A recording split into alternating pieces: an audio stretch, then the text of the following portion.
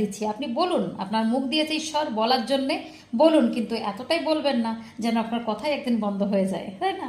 তো কিছু করতে এসেছেন, সেই ভালো কাজ করুন। কেন একটা মহিলার পেছনে এতগুলো মানুষ মিলে লেগেছেন?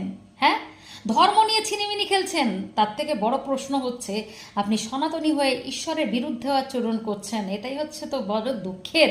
তাই আমি সবাইকে ভক্তবৃন্দদের আজকে আজকে এই ডাকটা দিতে চাই যে এবার যারা পথের কাঁটা হয়ে দাঁড়াবে, আমাদের সবার উচিত একত্রিত হয়ে তাদেরকে বুঝিয়ে দেওয়া যে অন্যায়ের প্রতিবাদ আমরা করবই, এবং ধর্ম এবং ঈশ্বরের উপরে আক্রমণ হলে কিন্তু কখনোই আমরা ছেড়ে কথা বলবো না।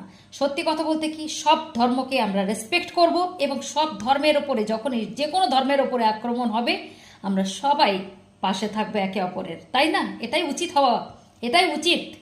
কিন্তু সব থেকে কালপ্রিট হচ্ছে আমাদের ওই যে ঘরের শত্রু বিভীষণ আছে না, কিছু কিছু, তো সেই মানুষদের জন্য আমাদের অপোনেন্টের মানুষের কাছে হেনস্থা হতে হয় এবং খারাপ কিছু শুনতে হয়।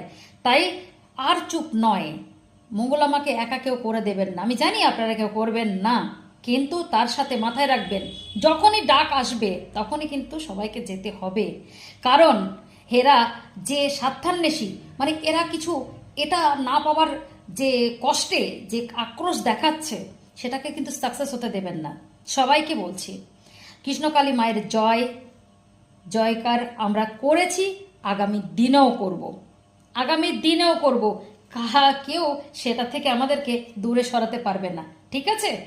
একটু ব্যস্ত আছি তার মানে এই নয় ছেড়ে দিয়েছি। তাই কেউ 1% একবারও ভেবে নেওয়ার কারণ নেই জয়শ্রী রায় সরে গেছে। ছিল, আছে, থাকবে।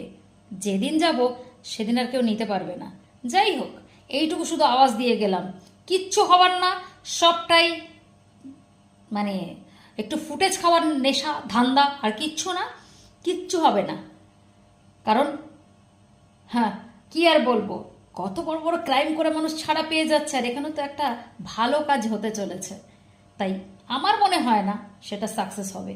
ঠিক আছে, দেখা যাক যে ভক্ত আর ঈশ্বরের জোর বেশি, না শয়তানদের ভিড় বেশি বা জোর বেশি।